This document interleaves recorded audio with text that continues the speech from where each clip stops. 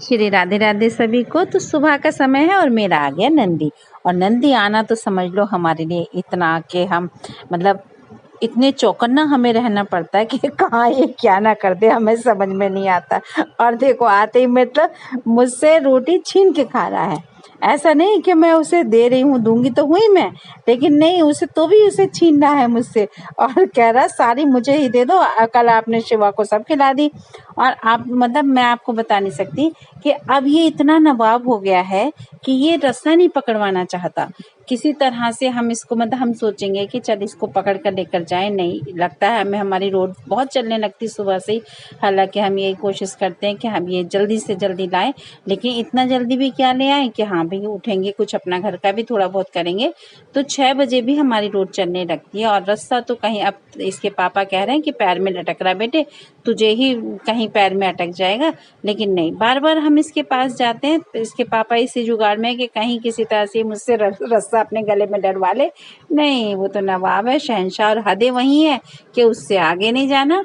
और अभी आपको रोडवेज के पास बताऊंगी कि रोडवेज में एक स्टॉपर है, बस उससे आगे नहीं जाना, वहां भाग के जाएगा। और फिर तनु दीदी उसे डांटेगी तो तुरंत वापस आ जाएगा।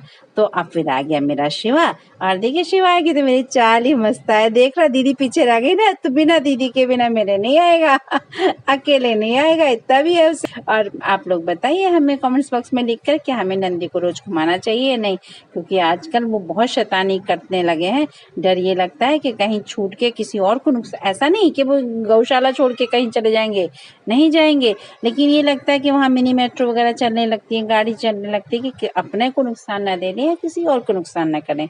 लेकिन क्योंकि रास्ता नहीं पकड़वाना चाहते, बस सोचते हैं कि हम आजाद, और हमने नथवाया यूं था कि हमारा बच्चा जो है कंट्रोल में रहेगा हमारे, लेकिन हमें क्या पता था, तो हमारे हाथ से ही निकल गया। अब तो वो रास्ता पकड़ने भी नहीं देता कि कहीं, और जबकि इतना वो हो गया, इतना समय हो गया, लेकिन आज तक हम लोगों ने उसकी नाक पर हाथ नहीं लगाया, क्योंकि उसको आवश्यकता ही नहीं। समझदार भी बहुत है कि एक आवाज में बांधता है, लेकिन क्या करें।